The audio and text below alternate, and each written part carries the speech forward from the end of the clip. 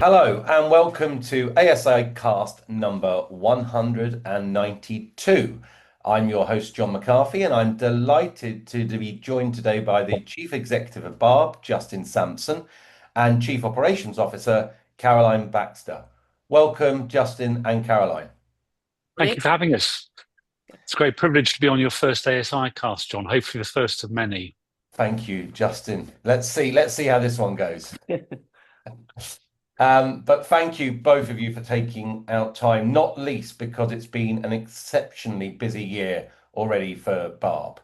Now, of course, front of mind for many is that in July 2025, Barb started incorporating TV set viewing to YouTube channels in its service.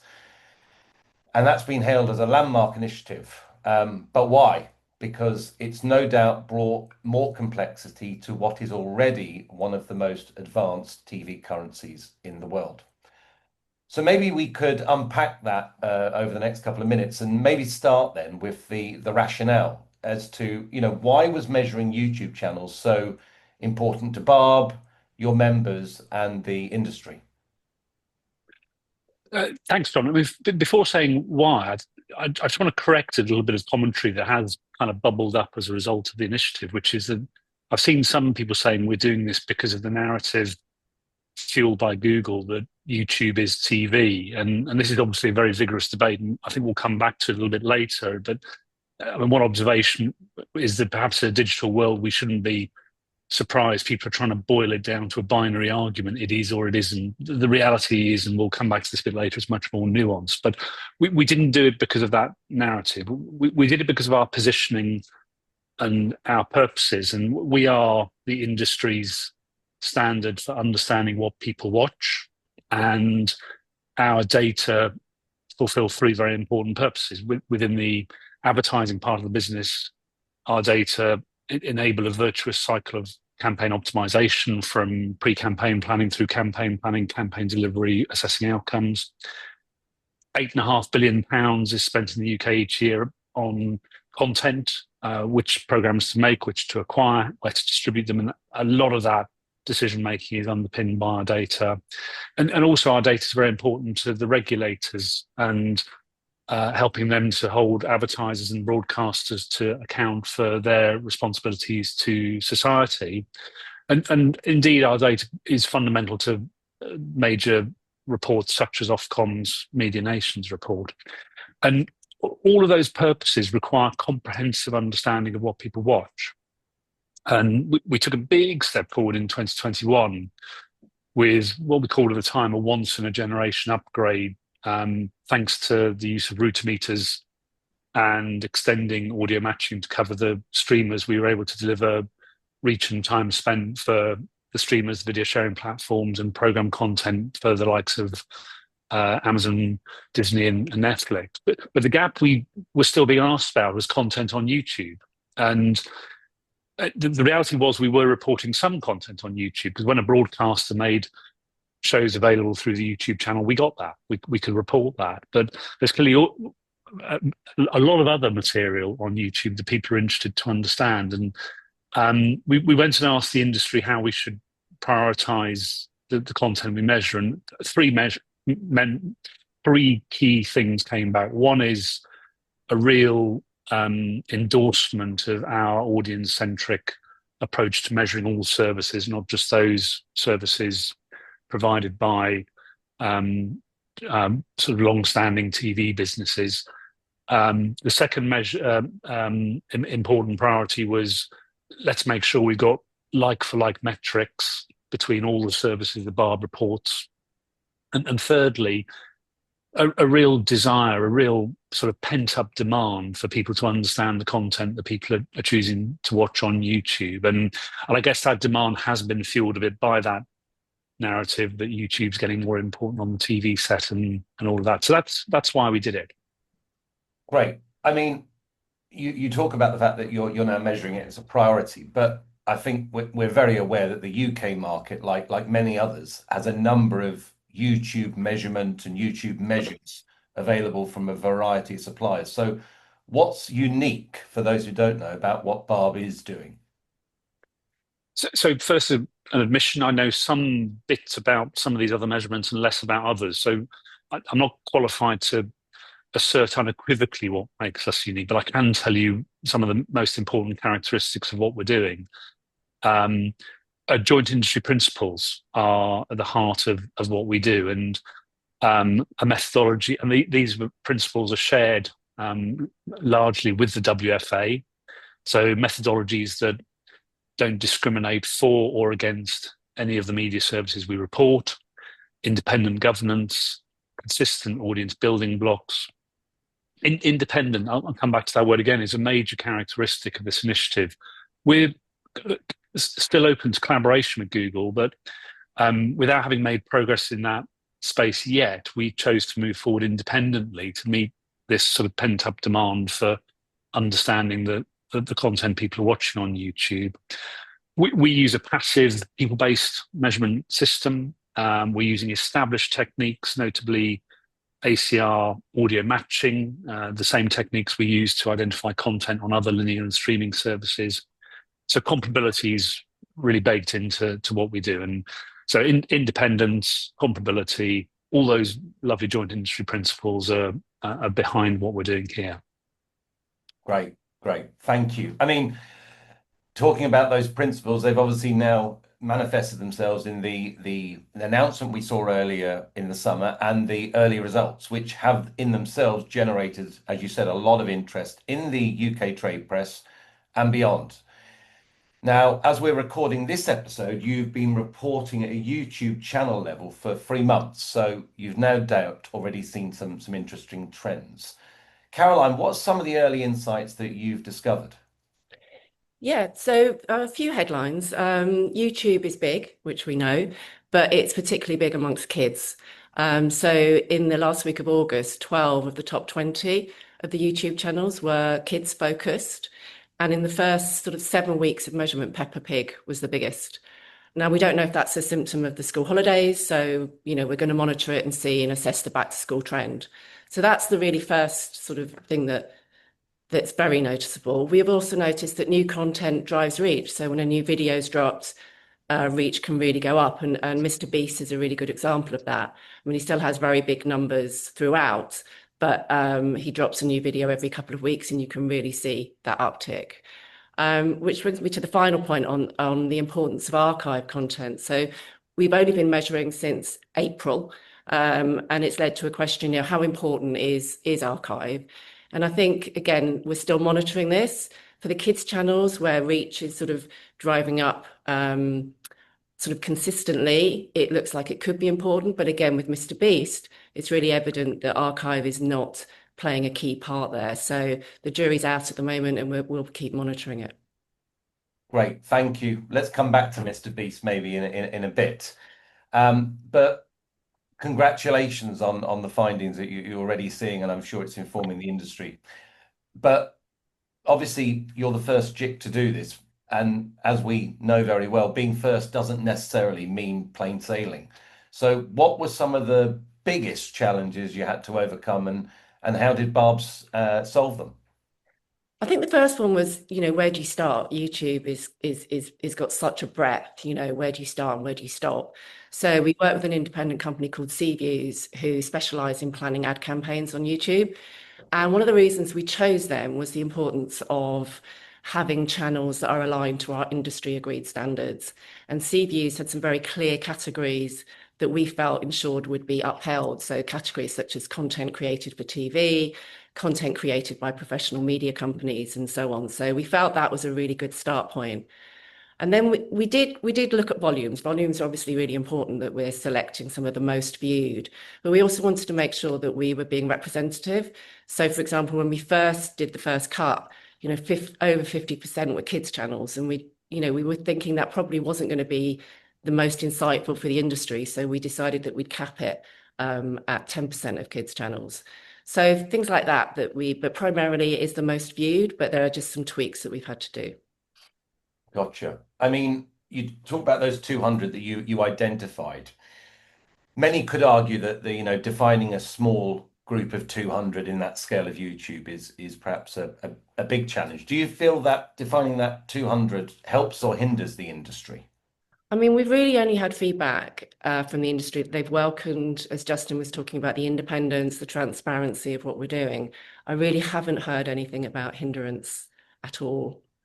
Okay. I mean, do you plan to revisit that channel selection, or are those 200 now set in stone? No, we're already reviewing them. As a sort of we want to focus on what will give the industry useful insight. So we're working now on a roadmap of what that might look like. I don't know more at the moment. We definitely will be reviewing and ensuring that they're adding value for the industry. Okay. So thank you. So the breadth and making that channel selection was obviously a key challenge. What other challenges were there? I think so. If we talk about audio referencing, which is the measurement technique, which on one hand is great because it's an established way of working, something that Barb's been doing, measuring the streamers. We know it's very robust. I think though it did bring challenges when it comes to YouTube content. YouTube content, so to minimize false positives, we did again have to do some exclusions. So we've gone for videos that are at least 2 minutes long. We've excluded YouTube Shorts. We've excluded music channels and channels who solely produce non-original short clips because the audio referencing would struggle to actually identify the correct channel that it's played to.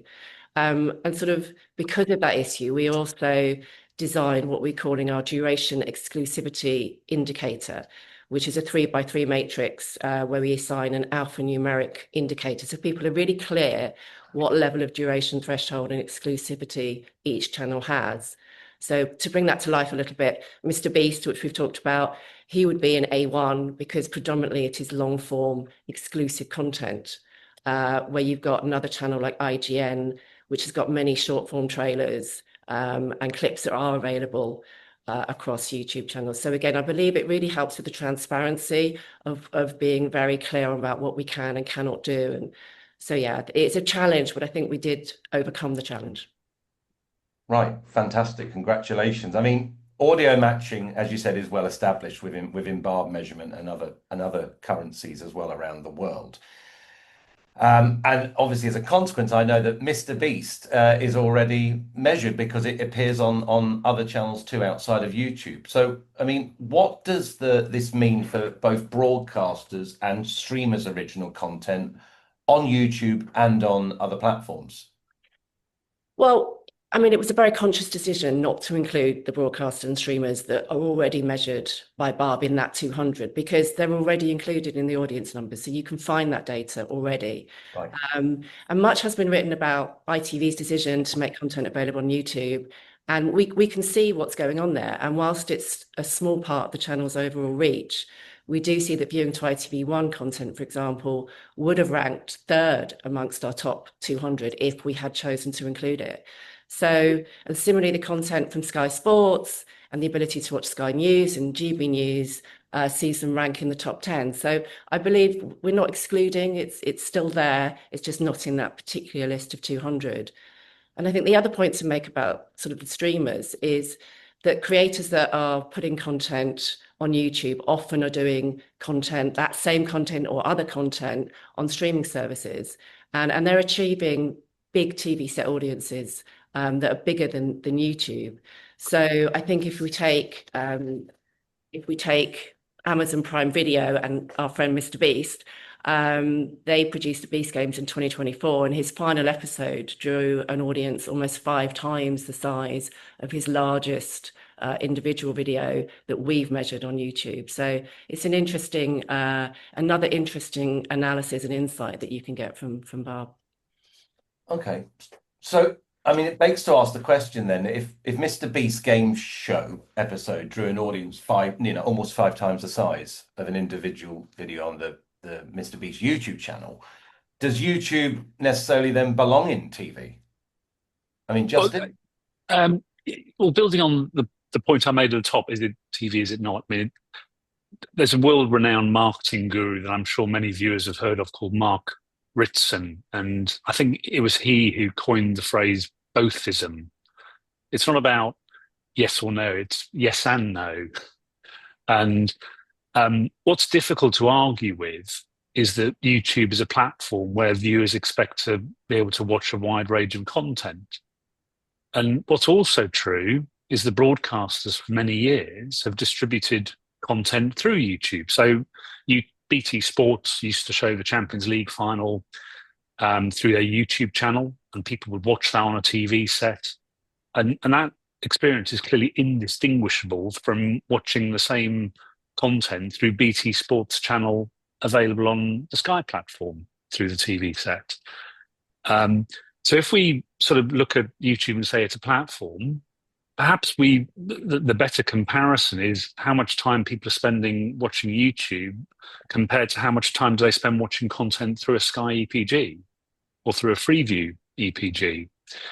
But I mean, the truth is, whatever you want to compare with what, there is this growing symbiotic relationship between broadcasters, streamers, and YouTube. As Caroline's already said, some of the most watched channels on YouTube in our data are TV channels, and some of the most watched content on streaming services, Beast Games, Miss Rachel, has been commissioned from content creators who cut their teeth on YouTube. Okay. I mean, there's a lot to unpack there, and in fact, many of the points you raised there we're going to be covering in the content and distribution section of the forthcoming ASI conference. So it'd be great to unpack that with you. Obviously, the points you raise are going to be of interest not just in the UK, but more widely amongst other audience currencies, TV currencies around the world. Now, great to find out about the findings from the data, but what's the industry response been after nearly 3 months, or just over 3 months? And I'm going to start with a couple of negatives, actually, if that's okay, and then come to the overwhelming positive reaction we've heard. I mean, we have heard comments about the fact that we're not doing the back catalogue, of channels, which Caroline referred to earlier, and it's true. But there's mixed evidence about what it adds. And we did, before finalising the decision not to put a big back catalogue in, we tested a couple of channels to see the extent to which building out the back catalogue would change the numbers. And the picture on 2 channels we tested was that having a large back catalogue would not add much in the way of reach. And it wouldn't actually add an enormous amount in terms of time spent viewing. But the reality is the impact varies from channel to channel. So to Caroline's point earlier, for something like Peppa Pig, kids are going to be watching that wide range of content that's available, regardless of whether it's just been dropped or it was dropped 2 years ago. But Mr. Beast is different. And we've got a very clear evidence of, I think it was a video, I spent 1,000 hours in an underground temple. Lots of viewing in the first week or so after it was, this is from our panel data, lots of viewing in the first week or so after that video was available, but then the viewing sort of really tails off. And so the back catalogue point is one that we're learning more about. The other thing that's happened is some people have kind of publicly disputed our numbers with reference to the number of views that are reported by YouTube, and that simply falls into the trap of using false equivalents. We're reporting reach figures which are deduplicated. The number of views YouTube report doesn't do that. Our reach figures are UK only. Again, YouTube view figures aren't that. And our reach figures for channels are at least 3 minutes of continuous viewing, which is our standard definition. And again, YouTube has a much lower viewing threshold before it counts a view. But putting those sort of challenges to one side, there's been really, really positive feedback, independent evidence, lots of people championing that. To quote one leading strategic media planner, he wrote an article, John Manning, talking about the importance of consistent definitions and independent methodologies instead of proxies and guesswork. And actually, interestingly, also immediate interest in our data from government. which we understand is quite interested in being able to understand the impact YouTube has on the provision of children's content. So that's a bit of evidence that the information, going back to the three purposes I talked about at the beginning, we're hitting interest level points in all parts of the industry. Fantastic. What about, we've heard from analysts, we've seen obviously the value that Caroline talked about as well. What about the response from streamers or platforms? Massive interest in the data. I mean, I've said before, man cannot live by first-party data alone. And one of the common threads to our conversations with streamers since they've been working with our data is the way that they can see the whole market. They're not just reliant on their own first-party data for understanding what's driving viewing. That said, it has led to what we hope is a temporary breakup between Google and Barb, and then it's no longer buying a Barb license to use our data. But we are still talking. We're actively looking for ways to bridge gaps in our positions. We know advertisers want us to get closer, and we're, as Barb, committed to finding a solution. Great. I mean, that commitment is fantastic. I mean, obviously there's value for that for everyone, both on buy and sell side. So maybe we can turn to buyers. I mean, are there any insights specifically from agencies or advertisers as to how they're using the data? Could it convince advertisers who've been reluctant to buy on platforms like YouTube thus far to invest?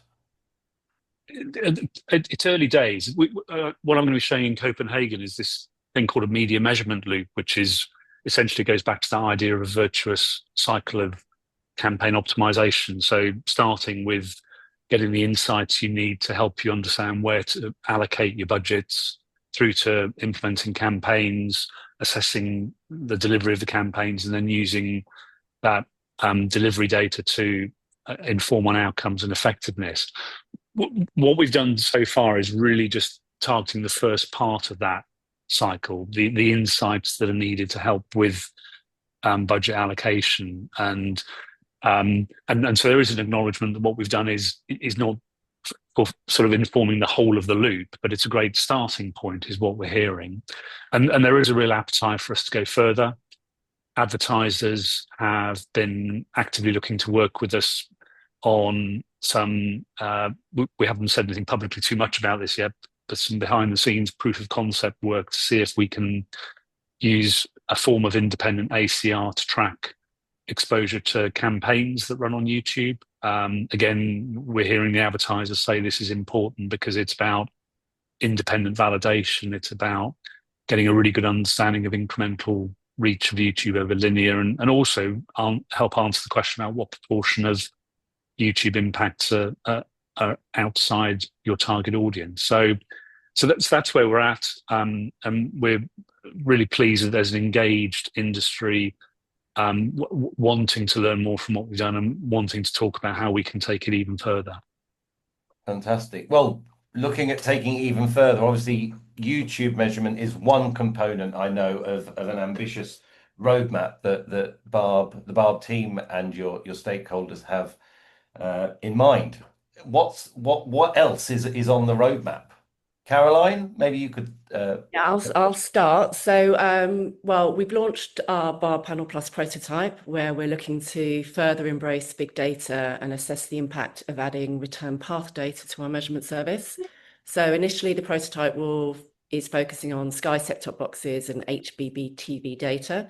And we're expecting early results, we're expecting in Q1 next year. So the prototype's going well. And we've also got the establishment survey out to tender. We've got bids expected on Monday, actually. It's the first time we've put it out in 9 years. And we're really keen to assess, looking at different newer survey modes, which we think can lead to a more efficient and future-focused solution. So we're really excited to see where that's going.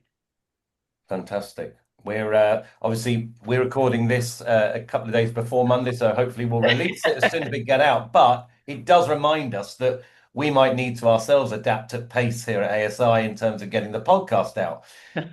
But measuring YouTube as audiences move across platforms and across media, increasingly is ever more prevalent, as Justin, you said, for advertisers especially. What else does Barb have underway to deliver more for advertisers? So going back to that idea of the media measurement loop and this virtuous cycle of campaign optimization, a really important development for us, which will land very early in the new year, is a unified interface for C-Flight and our pre-campaign planning system, which is called Advanced Campaign Hub. The new system is going to be called Barb Ads Hub. It will include C-Flight and it will launch in the new year. It's been developed for Barb by RSMB. Streamers are already a fundamental part of the pre-campaign part of the system, and there are active conversations about getting them into the C-Flight reporting too. We're also in a very detailed phase of planning for moving our reporting to being based on second level granularity. It's not something we can flip a switch on. There's big questions and solutions needed around infrastructure, around trading policies that need to be reviewed and adapted, and this is across the whole industry. Among other things, a move to second level reporting will enable us to report metrics aligned with the MRC cross-media standard. So we're looking at the idea of a finite menu of exposure metrics, 100% view through, going down through quartiles to the MRC minimum of at least 2 seconds. And the great opportunity this gives the UK industry for Barb, working with ISBA, and we are again very committed to collaborating with ISBA to meet advertisers' requirements for cross-media measurement. But we've got a great opportunity to be the first market to fully deliver video reporting that aligns with the MRC cross-media standard for video. So quite a bit to do. Yeah, you've got a busy couple of months and quarters ahead, it seems. Yeah. Well, I mean, it's fantastic to hear from you both. And you talked about the MRC. George Ivey will be joining us in Copenhagen, as of course Justin and Caroline, you will be too. So to those listening who are listening to this before our conference in early November, you'll see Caroline, Justin, and many others there. You can ask questions, I'm sure, and contribute to the wider debate. But it just leaves me to thank you for your time, to congratulate you and your measurement partners and suppliers for this latest breakthrough, and looking forward to what's more to come. Thank you, John. Thanks, Caroline. Thanks, Justin. Thank you. Bye-bye. See you soon. Bye-bye.